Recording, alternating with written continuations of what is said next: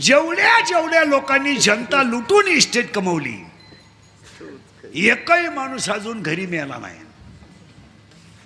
हॉस्पिटललाच मरणार आणि मरताना त्यांच्याजवळ 3 जणच असणार, डॉक्टर, कंपाऊंडर आणि नर्स. आणि 3घांनाही माहित नाही हा कधी मेलाय. तरी क्लिप पडली, त्यांना तीव्र झटका आला. येणार ते मृत्यूशी 2 महिने झुंज देत होते. झुंज झुंज द्यायला तो काय बिबट्या होता का? ते झुंज नव्हते ते गरीबाचा तळतळाट भोगीत होते. ज्या लोकांनी टक्क्यावर काम केलं, म्हणजे घरकुलात टक्का, मुरमात टक्का, खडीत टक्का, संडाच्या भांड्यात टक्का, भांड्यातल्या मालात टक्का, सगळी माणसं ईडी होऊन गावात हिंडत. पा कुत्रीचा मुका घे, बोकड्याचा मुका घे.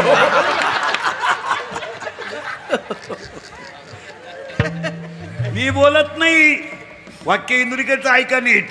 सगळ्याला माफी आहे, कर्माला माफी नाही. तिची भोगा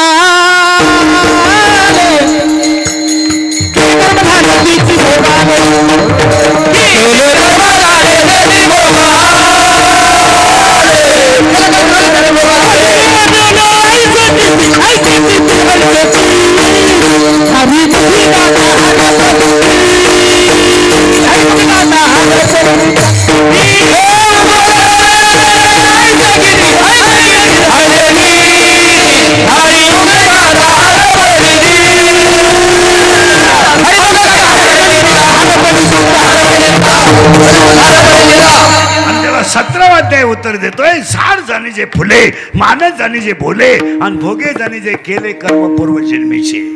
आणि मग म्हातारपणी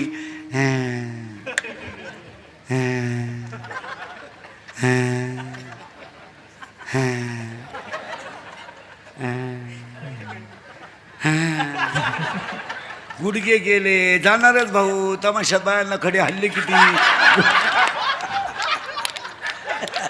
हे मी बोलत नाही, 9वा अध्याय बोलतोय. आगा कर्मी जे माझ्याकडे पुरावे सकाळपर्यंत या.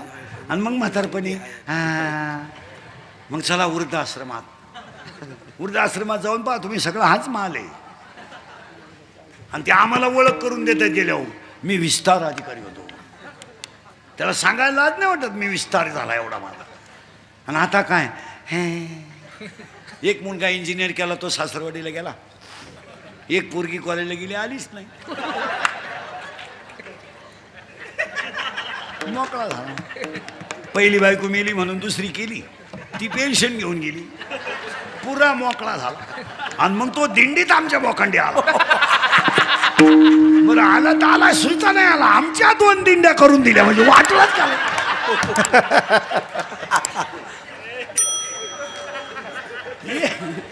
सगळ्याला माफी आहे, कर्माला माफी नाही. कर्म साधं करा. कर्माचे 7 प्रकार आहेत. राज मोबाईल बंद करता येईल. राजस, तामस, सात्विक सगळे करा कर्म. राजस कर्म, तामस कर्म, सात्विक कर्म, ऐच्छिक कर्म, अनैच्छिक कर्म, मानसिक कर्म. कर्म कोणताही करा, कर्माला माफी नाही. बदला घेणार. तुम्हाला लुटायचे ना जनता, हाना. पतसंस्था तळासकट हाना, पण गेम होणार हे ध्यानात ठेवा.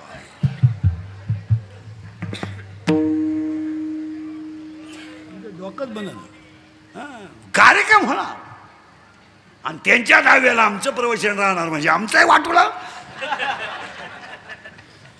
परत मागून येतो 3व्या जगात देव आहे का? आहे, फक्त आपल्याला का दिसत नाही त्याचं उत्तर आहे ज्ञान नाही. इथं होतो ना. आता पुढे सरकतो.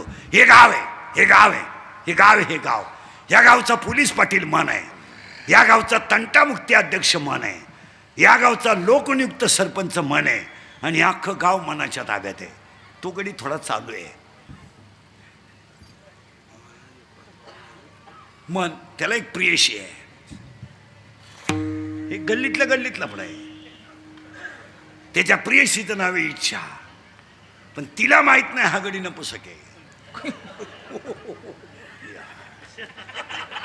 ही पडली त्याच्या नादाला लागली, तिनं धुतला तो काय भिकारी करायचा तेवढा केला, कोणी गेलं मामाला इच्छेनं, पण तिला माहितच नाही हा गडी नपुसक आहे. आता तिला बाळ होऊ शकत नाही म्हणून 7वा अध्याय म्हणतोय इच्छा ही कुमारी झाली. आता पोरीने उत्तर द्या, पोरीनं तुम्हाला जर एखाद्या पोराने धोका दिलाच, पोरं धोका देत नाही, पोरं कधीच धोका देत नाही, ती बाजू मी घेतो पोरांची. पोरं कधीच धोका देत नाही. धोका का देत नाही? मिळतच नाही तर देतील कोणा.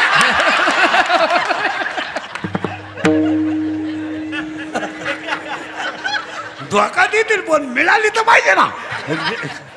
रेंज गेली काहींची, रेंज. आणि ही तिला सांगायला गेली, ती सांगायला तिला धोका बसला इच्छेला, मनापासून इच्छेला धोका बसला. आणि कोणती पोरगी जर प्रियकराने धोका दिला तर ती आईला सांगू शकत नाही, बापाला सांगू शकत नाही, ती फक्त मैत्रिणीला सांगते. आणि तिच्या मैत्रिणीचं नाव आहे माया. आणि हा सगळा तमाशा मायेचा आहे. स्टेजवरची महाराज मंडळी ध्यानात ठेवा, इंद्रिकाचे वाक्य आहेत, अंगातली ताकद आणि खिशातला पैसा संपला का तुम्ही जगातून संपले. लोकांना तुमचं काही घेणं नाही. लोक सीझन पुरते वापरून घेणार, सीझन संपल्यावर सोडून देणार. तुम्ही थुकेल तंबाखू वाळवून खाऊन मारणार. लोकांना तुमचं काही घेणं नाही. आता हे माझं मशीन चांगलं आहे म्हणून लोक तारीख घेतात. उद्या 2-4 दात पडल्यावर लोक काल तारीख घेतील. लोक म्हणतील हवा जायला लागली, उरफाट बोलायला लागलं, बांध. लोकांना काय, आपले डोळे गेले टी व्ही चालू झाला, काय करायचं? आपले गुडघे गेले दिंडी निघाली, हे नाही झोप. आता काय बरं, रात गई हो. अंगातली ताकद आणि खिशातला पैसा संपला का तुम्ही संपले. जन हे सुखाचे जन हे सुखाचे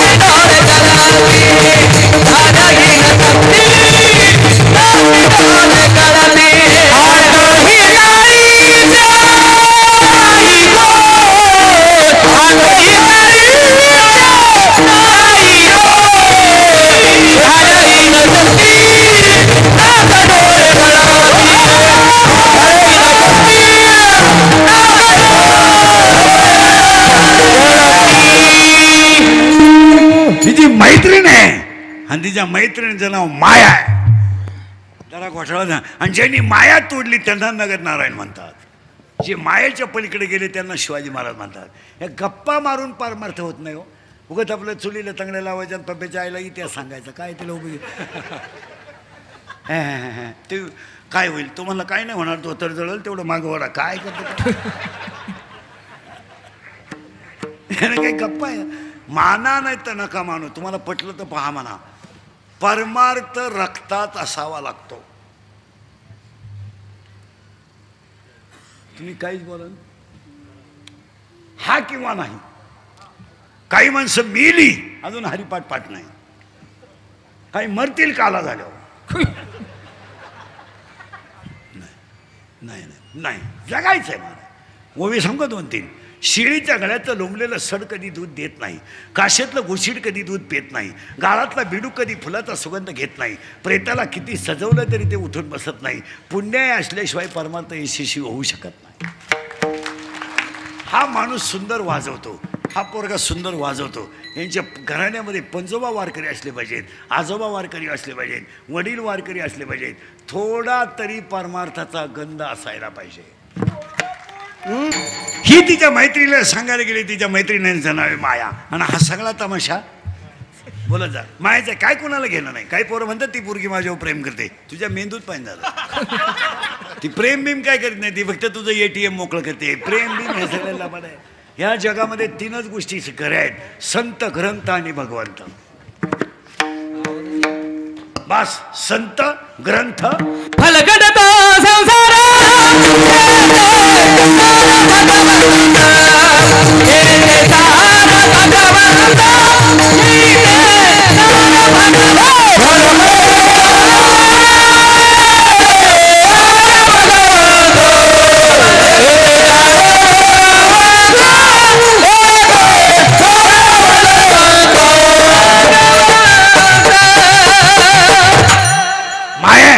आणि ही गेली तिला सांगायला, बाई म्या प्रियकर निवडला, म्या प्रियकर निवडला, पण मला धोका बसला ग, तो तर नपुसक निघला.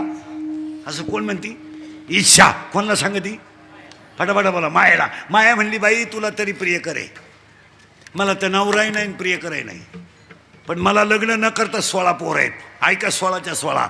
एक मी मी मी मी नसलो तो कोण वाजवीन, मी नसलो तो चाल कोण म्हणेल. मी महाराज आहे, तू चक्रम आहे. तू महाराज नाही, तू पुरा डोक्यातून गेलेला माणूस. तू पांडुरंगाचं लेकरू आहे. आता आमच्याकडे नवीन कीर्तनकार झाले का, नवीन ते कार्ड छापितात, कार्ड. ते कार्ड कीर्तन समजा काय येड्यांना वाटायचं, आणि त्या कार्डावर छापितात काय काय, रामायणाचार्य, भागवताचार्य, शिव पुराणकार, शिव पुराणकार आणि समाज प्रबोधनकार. मग सगळं तू एकटाच करीतो, मग आम्ही काय 31 वर्ष खेकडं धरितो का?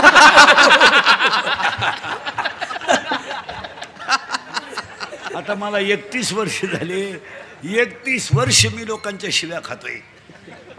थोड्या करता कशाला बंद करायच्या म्हणून लावून धरल्या. असा माणूस नाही राहिला का त्यानं मला घोडा लावला.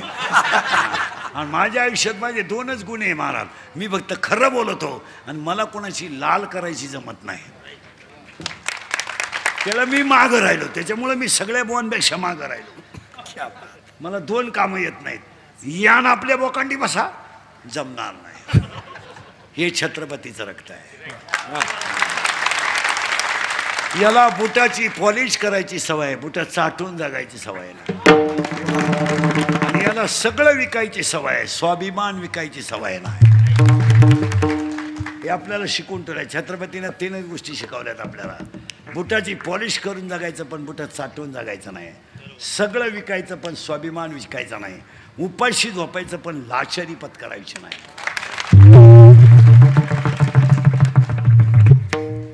हे 96 कोळी खानदान रक्त आहे.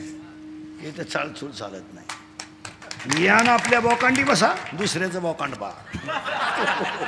आपल्याकडे ओवी आहे त्याला, पूज्यता डोळा न देखावी, स्वकीर्ती काणी ना ऐकावी, चातुर्य लपवी, महत्व हरपी, पिशे पण मिरवी जगा माझी. ज्ञानोबारायची भाषा आहे. आणि कधी तुम्हाला सांगा, कुणाचंच काही होता आलं नाही तर तुम्ही ज्ञानोबारायचं लेकरू व्हा, कल्याण झाल्याशिवाय आलं. काही होता आलं नाही तर होऊ नका, पण ज्ञानोबारायचं कल्याण होईल. ज्ञानोबारायचं लेकरू व्हा. आज कीर्तनाला घेतल्या अभंगात घुसण्यापूर्वी मायेची 16 पोरं आहेत, पण पाया पडून सांगतो तुमच्या, आज कीर्तनाला घेतलेला अभंग हरिपाठातला 6व्या नंबरचा आहे.